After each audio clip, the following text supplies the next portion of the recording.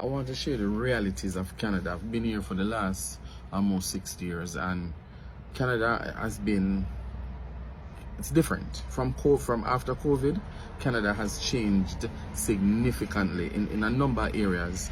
And I'll speak to some of the areas that I think Canada changed a lot in. When it comes down to taxes, Canada, I think, have one of the highest taxes in the world. So the more money you earn, the more tax you pay in Canada. It's like the higher you climb, is the higher the government take money out of your pay. So you're paying, as I'm up to 47% of your income in Canada that goes to tax. So it's very, very, very, very tax heavy in Canada. The other thing that I noticed in Canada is that after COVID, the price of food went right through the doors. Like literally, you can go to supermarket with 100 Canadian dollar and you come out back with absolutely nothing. Just two, probably, if you get 2 bags with $100, you get a lot. Food over the last 2 years, particularly 3 years, skyrocket high. So many young Jamaicans, black, male and female, to be here in Toronto with mental illness. I have never seen so many black young persons with mental health issue in my life. What could have caused this? Is it drugs? At first I thought they were international students who fall through the cracks, but no, it can't be. What could cause so many young black people, young black persons, both male and female, to be here with mental health issues? Is it the cost of living? Is it the cold? What's up, my good people in Jamaica, both on the island and across the diaspora? Welcome back to another big episode of the Diaspora View. I'm your favorite host, the one and only Sam. Before we dive into today's hot topic, please do me a huge favor and hit that like, share and subscribe button. It really means a lot and helps this channel to grow and let us reach a more wider audience and our community. So today we'll be talking about something that has been on a lot of our minds, especially for those of us who have ventured beyond Jamaica's beautiful shores. We've got 3 powerful clips from 3 different videos that really hit home when it comes to the immigrant experience, specifically in Canada. So first up, we hear from someone who's living in Canada for almost 6 years. So can you imagine that? Nearly 6 decades. But even after all that time, they are saying things have changed dramatically since COVID-19, making Canada a much tougher place to live for Jamaicans. We are talking about high taxes, the insane cost of living, food and rent is through the roof, and a healthcare system that's just struggling with endless wait times and not enough staff. They also mention Canada feels pretty boring without a strong community, and there are concerns about recent immigration policy changes making it harder to get permanent residency. Despite all these challenges, they did acknowledge the lower crime rates and good gun laws, but ultimately they painted a picture of potentially depressing environment if you don't have a solid support system.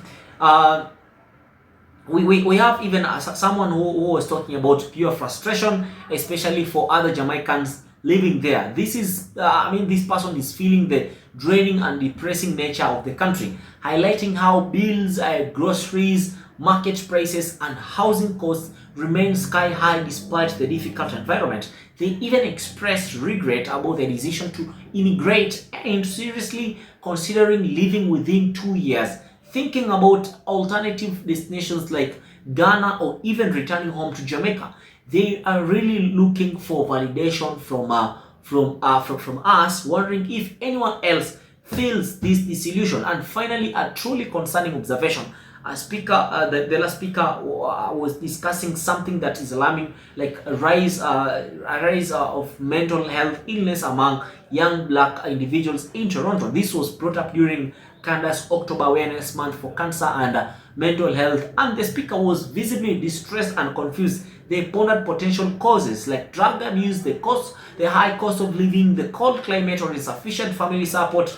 The personal concern and fear were palpable, emphasizing the sheer number of young Jamaican men and women struggling. They are searching for answers, trying to understand this worrying trend. These clips paint a vivid picture of the challenges many Jamaican immigrants face in Canada. So, without further ado, let us watch these full clips. When I get back, I will break down each one and really dig into what's going on. So, guys, stay tuned. Don't forget to like, share, and subscribe.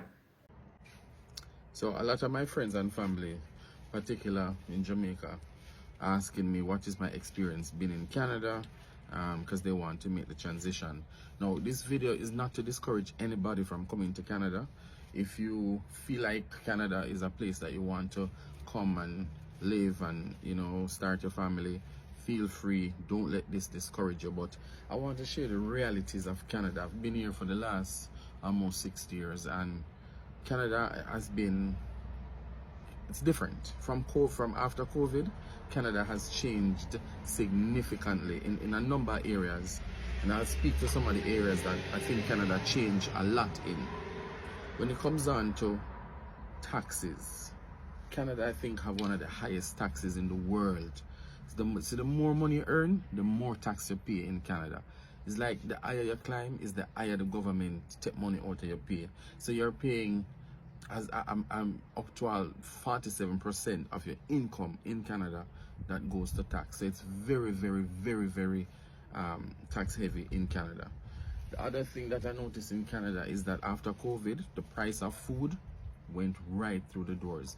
Like literally, you can go to supermarket with 100 Canadian dollar and you come out back with absolutely nothing. Just two, probably, if you get 2 bags with $100, you get a lot. Food over the last 2 years, particularly 3 years, skyrocket high. The cost of living versus what you're getting for your pay, what you're getting for to buy for food, absolutely ridiculous. The other thing is rent. Now, Canada have this. So before COVID, you could get a 2-bedroom for like 1,100 Canadian dollars, $1,200. Now, after COVID, the same apartment, the apartment that I live on, I got my apartment before COVID, so I got in a very comfortable rate for a 2-bedroom apartment. Now, I have some friends who moved from Jamaica, and there are some vacancies on this apartment, and they live here, and they're paying $1,800 for the same 2-bedroom. And when they move, the landlord charging $2,200 for the same 2-bedroom. So rent in Canada, it's very, very, very expensive. When you talk about the healthcare, no, Canada have free healthcare because they use the taxes that we pay to provide free healthcare. But when you go to the hospital, it's like it's no different from an underdeveloped country where you're waiting hours and hours and hours and hours and hours. Like literally waiting for 8 hours. You go to the hospital from 7 a.m. in the morning, you're not getting through, and I kid you not, you're not getting through until around maybe 4 or 5 o'clock in the evening.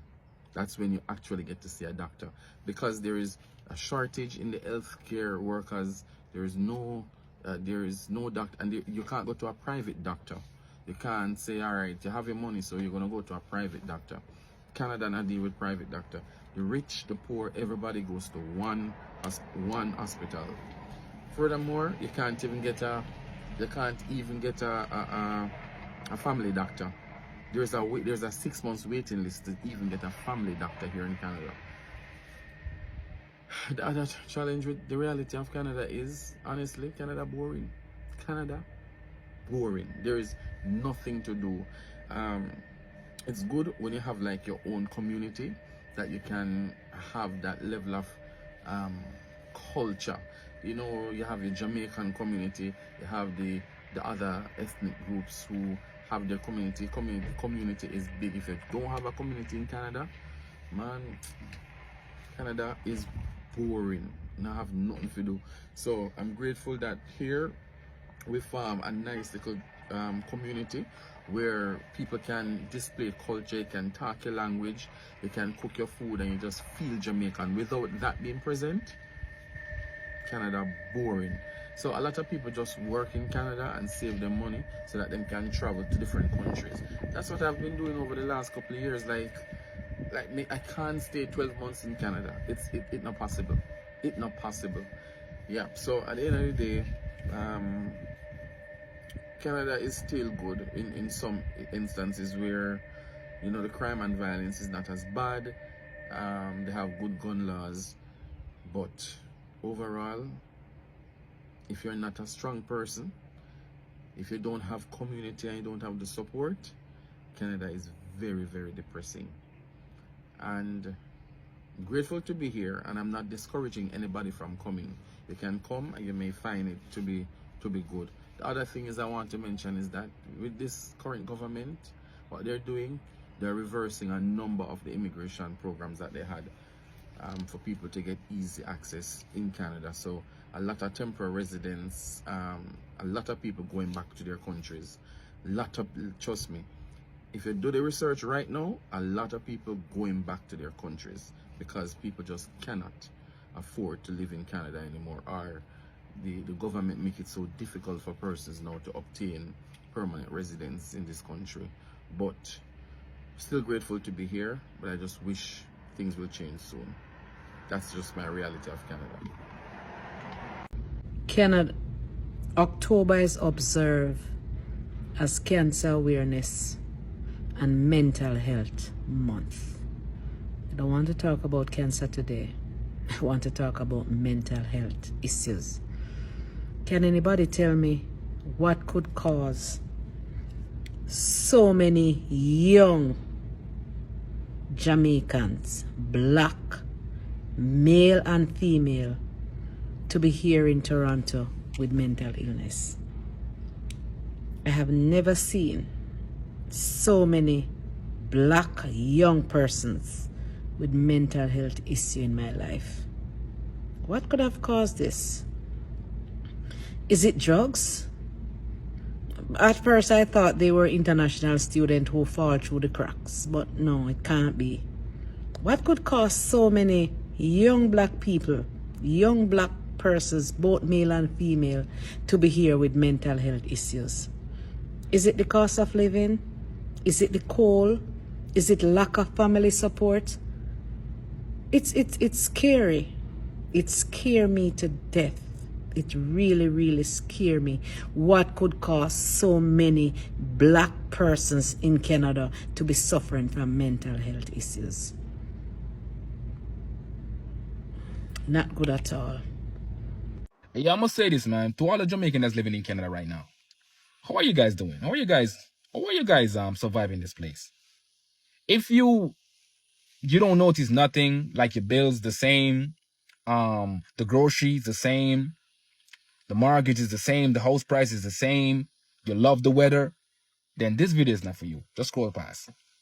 But for the other Jamaicans, I must say this, man, how are you guys doing? Because this place is very draining, very depressing, very mindful. So every day I wake up, I'm like, I don't think I can do 2 more years in this country. I don't think I can do 2 more years here. Like, this place is very draining. And with the immigration, it just make it 20 times worse. 20 times worse. So I'm thinking every day, man, where am I going? When am I going? Is it Ghana? Is it Jamaica? Tell me in the comment if I'm going crazy, but this place is draining.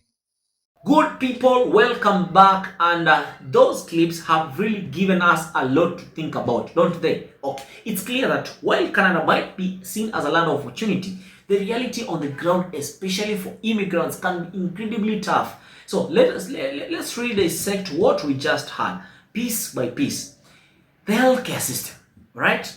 A system under strain. One of the most striking points raised was about healthcare access in Canada. We often hear about free healthcare in Canada funded by taxes, but when these testimonials reveal is a system plagued by significant accessibility issues, The speaker mentioned about waiting hours and hours and hours and hours at hospitals. Imagine going in at 7 a.m. and not seeing a doctor until 4 or 5 p.m. That's almost a full work day spent just waiting to be seen. The primary culprit for these agonizing wait times are the shortage of healthcare workers. This is not just an inconvenience, it can be a serious barrier to getting timely care, especially for those with urgent needs. And unlike some other countries where you might have the option of paying for private doctors to skip the queues, Canada doesn't operate that way. As the speaker highlighted, the rich, the poor, everybody, they go to one hospital. While this promotes equality in access, it also means that everyone is subject to same systematic bottlenecks. Adding to this frustration is the immense difficulty in securing a family doctor. We even had about a 6 months waiting list to even get a family doctor. A family doctor is often your first point of contact for non-emergency health issues, preventive care, and referrals to specialists. Without one navigating, the healthcare system becomes even more daunting, often pushing people towards already overwhelmed emergency rooms for basic medical needs. This situation can lead to prolonged health issues, increased stress, and a general feeling of being unsupported within the very system designed to help you. Okay, there is the fact of Canada being a boring reality. Like people are forced to search for a community. So beyond the practical challenges, a profound emotional hurdle was repeatedly brought up by one of these speakers. Canada can be incredibly boring because this is not just lack of entertainment options. It speaks to a deeper issue of social isolation and the absence of strong community. The direct quote, "Canada boring, there is nothing to do," might sound simple, but it carries a lot of weight. Because this lady powerfully emphasized the critical role of community. If you don't have a community in Canada, it's perceived as boring because that's where the culture thrives. Having a community always allows you to express your heritage, speak your language, and cook your traditional food. Essentially, it helps you feel connected to who you are. Like you feeling Jamaican, even thousands of miles away, but you feel like you're at home. Without this vital connection, the experience can feel sterile and most probably isolating, of course. So it's telling that many people cope with this perceived boredom by working and saving money to travel to different countries. The idea of staying in Canada for 12 months was is described as impossible from one of the speakers. All right, highlighting a significant desire to escape the monotony and find vibrancy elsewhere. This suggests that for many, Canada is not a place for economic opportunity, but perhaps it is not also a place where they can feel a deep sense of belonging or cultural fulfillment, at least not without a concerted effort to build or find a community. Then there is the emotional and financial strain. Like it is giving that draining experience. Like the current theme of Canada being very, very draining, depressing, and very mindful resonated deeply because you see these people in Jamaica, they don't just talk about financial struggles. They speak about the significant emotional and mental burden that immigrants they face. The sentiment, "I don't think I can do 2 more years in this country," reveals a profound level of disillusionment and exhaustion. Adapting to a new environment, especially one with its own set of unique challenges, can lead to feelings of isolation, chronic stress, and a general sense of disappointment when initial expectations clash with harsh realities. Like a major contributor to this trend is undoubtedly the economic pressure due to high cost of living and like the constant burden of bills, groceries, market prices, and house prices being consistently high. This is a widespread concern among immigrants who often grapple with affordability, finding adequate housing, and simply managing daily expenses in a new, often more expensive country. So this implication is clear. Like if this causes ain't an issue for someone, then perhaps the emotional toll will be as severe, as indicating this is a significant struggle for many people. Adding to these difficulties are the challenges within the immigration system itself. The comment that was made, like, with the immigration, it's just make it 20 times worse, points to the bureaucratic hurdles, lengthy processing times, and potentially restrictive policies that can severely exacerbate the overall hardship for newcomers. This can add layers of stress and uncertainty, making an already difficult transition even harder. So this leads to a profound reevaluation of the decision to immigrate, as evidenced by one of these speakers contemplating leaving Jamaica for Ghana or Jamaica, like going back to his motherland. So this desire to return home or seek opportunity elsewhere is a powerful indicator that for some, the reality of life in a new country simply doesn't align with their initial hopes, especially when faced with persistent difficulties. It is a question many immigrants ask themselves, like, was it worth it coming to Jamaica? And there is the issue of that is really concerned, the issue of mental health among young Jamaicans, like the alarming prevalence of mental illness among these individuals in the capital city in Toronto. This is deeply troubling trend that the speaker observed during Canada's Mental Health Awareness Month in October last year. Like, the questions posed, is it the cost of living? Is it the cold? Is it the lack of family support? Is it drugs? It highlights potential socio-economic pressures and systemic issues that could be contributing to this issue of mental health illness. Like, there is the personal concern and fear where that are palpable, emphasizing the sheer number of young Jamaican men and women struggling. While they not definitely state that these pressures are unique to Toronto, it frames them as critical questions within the context of the observed phenomenon in that city. The mention of lack of family support is particularly poignant. While this speaker doesn't go into detail about how this specifically impacts mental health well-being, it is easy to interfere the profound impact of being without a robust support system in a new, challenging environment. Like, the issue of isolation, cultural disconnect, and the absence of familiar comfort can all take a heavy toll on someone. In essence, what this powerful testimonial reveals is that more nuanced and often challenging reality of the immigrant experience in Canada. It is a far cry from the idealized vision many might have, and it underscores the need for greater support, understanding, and policy changes to ensure that those who choose to make Canada their home can truly thrive, not just survive. So what are your thoughts on these experiences? Have you or someone you know faced these similar challenges, or perhaps found different ways to navigate them? Let me know your thoughts in the comments below, and let us keep this important conversation going on. Like this video, share this video, turn on post notifications, and most importantly, subscribe to this channel. Let us become a family, let us become a community. This is the Diaspora Review. I've been your host for today, the one and only Sam. Until next time, my good people. Peace out.